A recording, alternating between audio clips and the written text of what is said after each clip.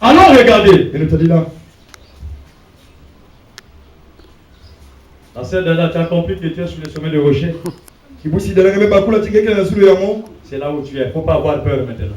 Le petit sorcier de ta famille ne peut pas arriver là. Quand tu as le palu, c'est le palu seulement. Alléluia.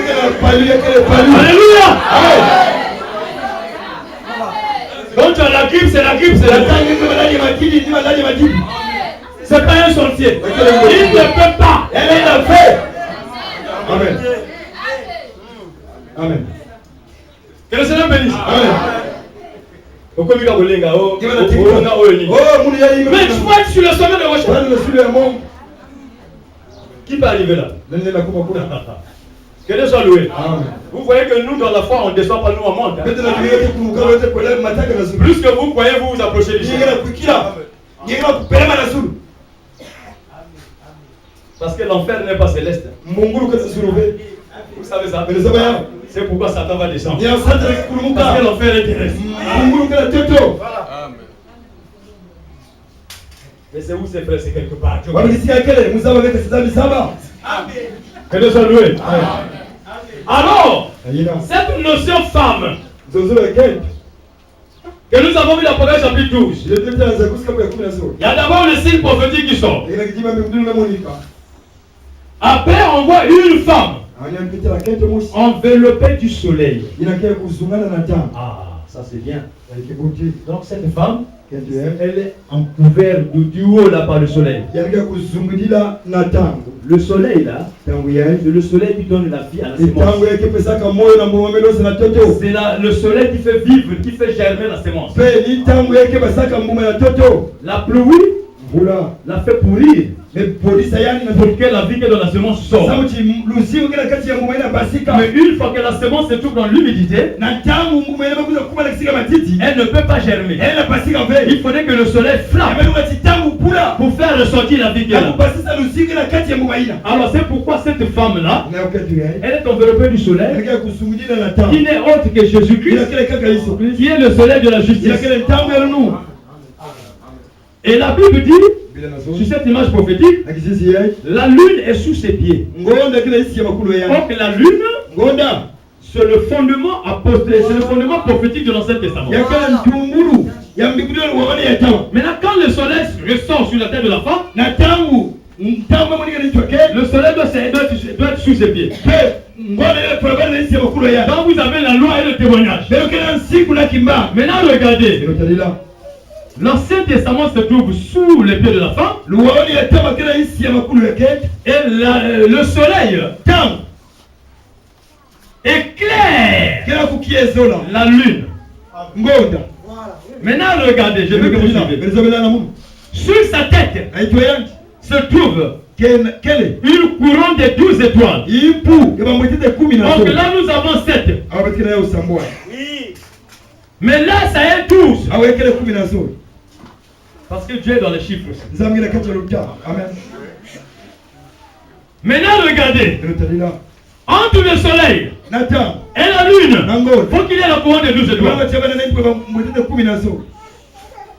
Parce que ce sont les 12 étoiles qui avaient la capacité, avec l'aide du soleil, de donner la clarté de la parole prophétique qui se trouvait dans l'Ancien Testament. Maintenant ici, elle est une femme.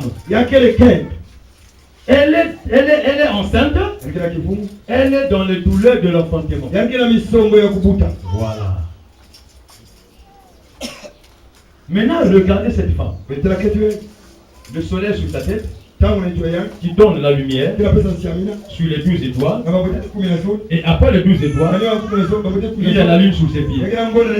Entre les 12 étoiles là, ce sont les 12 apôtres. La doctrine des 12 apôtres.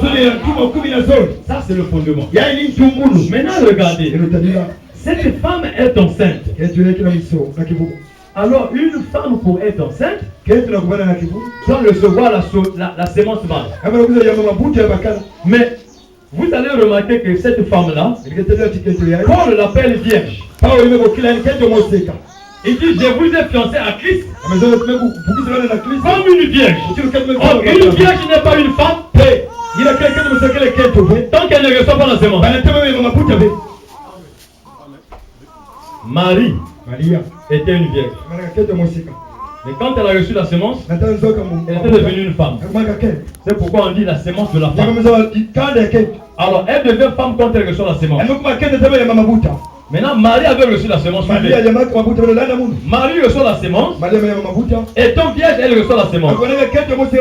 Mais la semence qu'elle avait reçue, c'était la semence parole. Alors, cette semence a formé un corps. Et le corps qui était sorti, c'était le Seigneur. Alors, la Bible dit, Dieu voulait avoir des fils et des filles. Maintenant, qu'est-ce que Dieu fait? Il fait de la même manière qu'il avait trouvé le fils. Qu'est-ce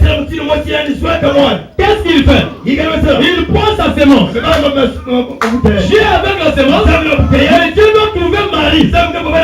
Mais qui est Marie? C'est l'Église. Qui est une vierge. Dieu prend sa semence.